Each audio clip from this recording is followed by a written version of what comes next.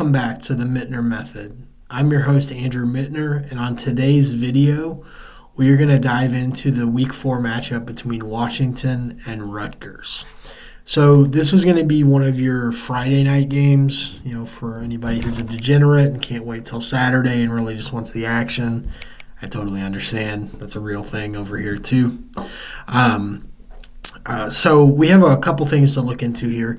We are, as you have known this week, if you watched any of the videos, I'm tracking the data on early down success and EPA and how it correlates to against the spread percentages. So right out the gate, we have Washington, who is 13th in early pass EPA on offense. They throw the ball 45.1% of the time on first and second down. And, they're 68th in early rush EPA. So that levels out to about 25th overall. Now, when we look at Rutgers on the defensive side of the ball, this is going to be kind of a trend for this matchup. It's a lot of strength-on-strength type metrics. So Rutgers is solid against the pass, average against the rush, a little bit above average, top 35 and overall, right? So when we come to the flip side to it, Rutgers is actually really good early down passing the ball, but they just don't do it a lot. They only pass the ball 30% of the time on first and second down. That is one thing that when I see teams like this that are not academy teams, I feel like if they just provided a little bit more balance, especially towards what they're infinitely better at, they would just have way more success. And, look at the EPA differences. It's just astronomical. But anyway, that leads to their 29th overall in early down EPA. Washington, on the other hand, is pretty good across the board. 13th in early pass defensive EPA, 23rd in rush. And then they rank as in that top, 15 barometer. So they're 7th overall, and that's really good. And I know when we're looking at these statistics, you're wanting to know what they're based off of. These statistics are based on only FBS opponents. So if all their FCS games that they played are not factored in here. These are only against FBS opponents. So when we look at the advanced statistics side of it, it's a little different. These are against everybody they've played, but I have filtered out garbage time, which means, when a team is up, an astronomical amount and the game is essentially over, you know what garbage time is. So let's look at the matchups from the Washington side of the ball. So, again, strength on strength. Washington is not explosive, though. I feel like that needs to be taken into, consideration. They're not explosive. This offense that comes from Arizona and Jed Fish, they weren't super explosive last year either, but that's not really what the offense is built off of. So, again, very good offensive line, stuff rate, offensive line yards. Front seven havoc allowed is a little concerning. That's pretty high, but I don't know if that's like Rutgers is going to be able to take advantage of that. You see they're 86th right here. They have improved upon their havoc numbers last year, which were abysmal, but the defense was so good at limiting explosive plays, that is what they were built around. So when we go down here to look even further,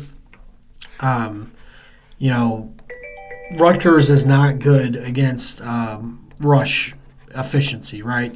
And they're not good and they're terrible in allowing rush explosiveness. All right. Well, that's not really Washington's game. As I've told you, they are not explosive in any way, shape, or form. But this is where we come to passing, strength on strength, which is going to be your offensive pass PPA and, versus defensive pass PPA. Now, the big thing is, which side is going to, prevail, right? So when we look at the type of offenses and defenses that are ran and they played against, that's going to give us a little bit better of a barometer.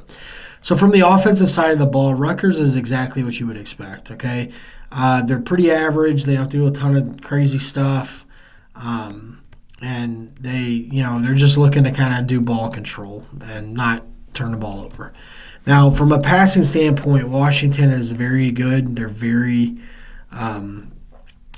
elite, and that's not really where Rutgers is going to try to take advantage, though. So, strength on weakness, allowing explosive plays. But when we look at the schedule, we'll take a look real quick. Rutgers has played Akron and Virginia Tech. Now, the win against Virginia Tech last week was very good. Going into Blacksburg and winning is always something that's, worth noting. But I think we can all say that Virginia Tech is just not the team we thought they probably were going to be. The loss to Vanderbilt opening weekend was concerning. They beat Marshall. They beat Old Dominion. And they're going to have a rough sledding here against Miami this week, but we're not really going to be looking at that. And they got a short week going into Miami. Now, when we look back here, Rutgers is coming off a short week also. But that's kind of what all these teams are doing because they played Saturday going into Friday. That's expected. Okay, so. But one thing that we see with Washington is they played Washington State, they played Northwestern, and they played Eastern Michigan. So the Washington State game was pretty rough, but from a statistical standpoint, they played well. If you look at the game itself, we'll look at the passing here.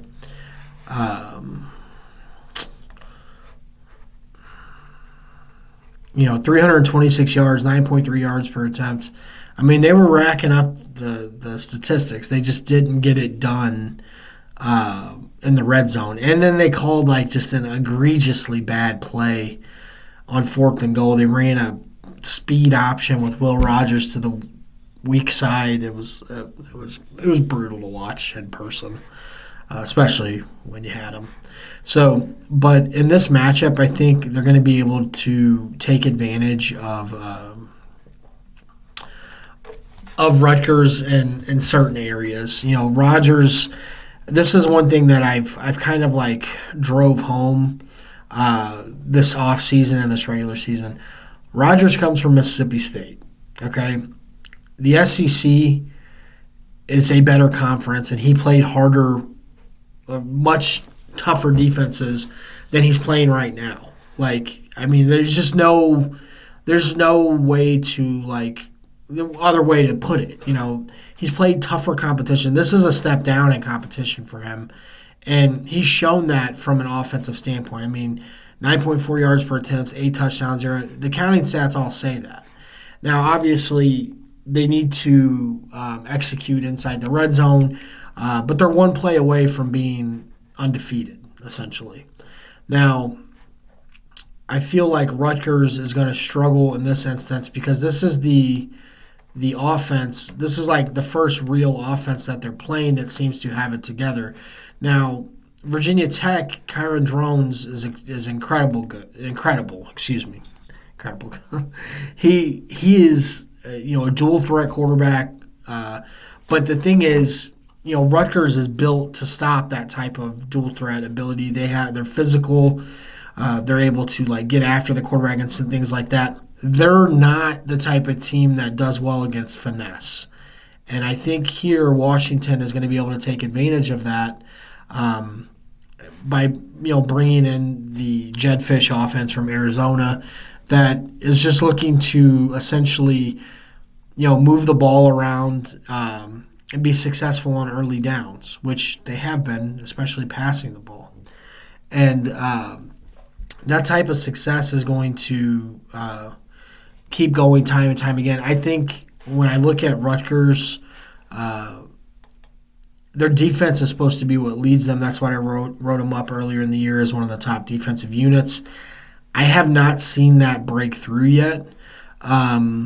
They're just not producing the type of havoc that I think you need to produce to stifle some of these finesse spread offenses coming from the Pac-12. And the offensive line for Washington has looked good for what it's worth. Even though they have lost a ton of production, it has held up decently. And I think the line as it is right now is, I think it's close to a pick'em. Let's look real quick. Yeah, it's +2.5. So this will be a tough game going on the road. but I do foresee Washington continuing to have success on early downs on both sides of the ball, and they should be able to make enough plays through the air to cover, probably win this game. 2.5 is a decent number. You can obviously, 21-20, you're good. If you're feeling first game, want to take the money line with that, that's fine. I would say, it is a good game for that Friday window. It should be a competitive game, but it is a game that is winnable, that they should be able to take advantage of Rutgers' weaknesses in.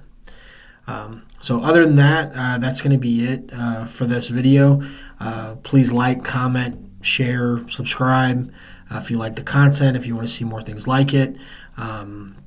I'm looking at doing a live stream on Saturday if time permits. I have a busy Saturday with my family, so I don't know if I'll be able to.